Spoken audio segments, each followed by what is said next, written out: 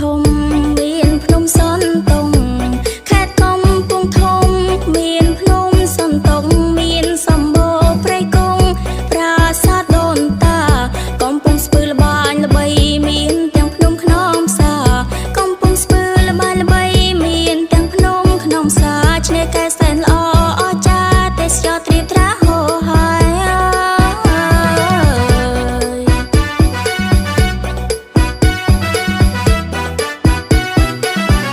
បៃលិនត្បូងល្អថាកំរមានណាំងបៃលិនត្បូងល្អថាកំរមានណាំងសៀមរាបសែនឡឡាំងមានប្រាសាទអង្គរកំពតដួងចិនមានភ្នំបូកគោសែនល្អកំពតដួងចិនមានភ្នំបូកគោសែនល្អទីក្រុងភ្នំពេញក៏ទាំងដីបវរកម្ពុជា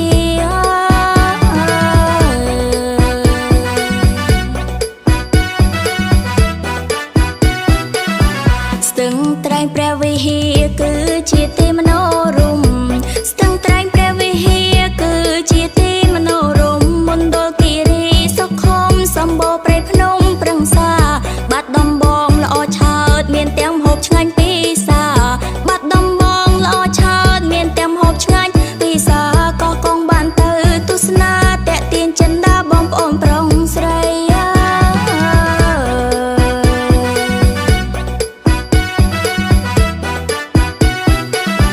ក្រចេញសម្បូរផ្សោតថាជាប់មាត់ស្ទឹងត្រែងក្រចេញសម្បូរផ្សោតថាជាប់មាត់ស្ទឹងត្រែងឧត្តរមានជ័យព្រៃវែងសំរងសែនល្អឯងកំពង់សោមនៅឆ្ងាយអគារតូចធំច្រើនអាណែងកំពង់សោមនៅឆ្ងាយអគារតូចធំច្រើនអាណែងបន្ទាយមានជ័យល្អប្លែកស្វែងរៀងក៏ផ្លែកនៅក្នុងចិនណា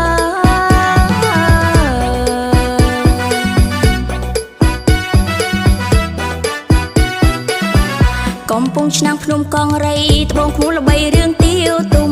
កំពង់ឆ្នាំងភ្នំកងរៃត្បូងឃ្មុំល្បីរឿងទាវទុំខេត្តកណ្ដាលជាទីប្រជុំវប្បធម៌ថ្លៃថ្លា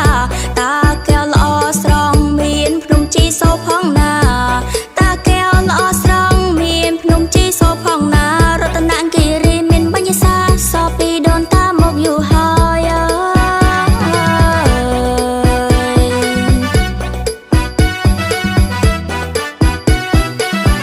ខេត្តកំពង់ចាមមានស្ពានគីសូណាខេត្តកំពង់ចាមមានស្ពានគីសូណាគិរីរំសែនអស្ចារ្យទេសចរហូរហើយពោធិ៍៍សាត់ល្បាញល្បីប្រវត្តិទាំងដីជាតិខ្មែរ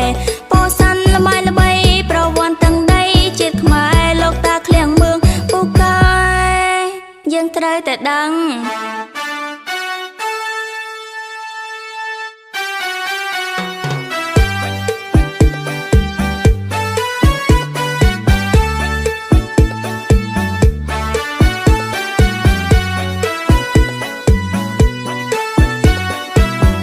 ទាំងដីសវណ្ណភូមិពិនជាមានតម្លៃទាំងដីសវណ្ណភូមិពិនជាមានតម្លៃខ្មែរមានវប្បធម៌ប្រពៃចាប៉ីត្រខ្លុយដូនតាបេះដូងកម្ពុជាមានអក្សរជាតិភាសាបេះដូងកម្ពុជាមានអក្សរជាតិភាសាដូច្នេះយើងត្រូវរក្សាពូជពងសាវតាជាមជ័រ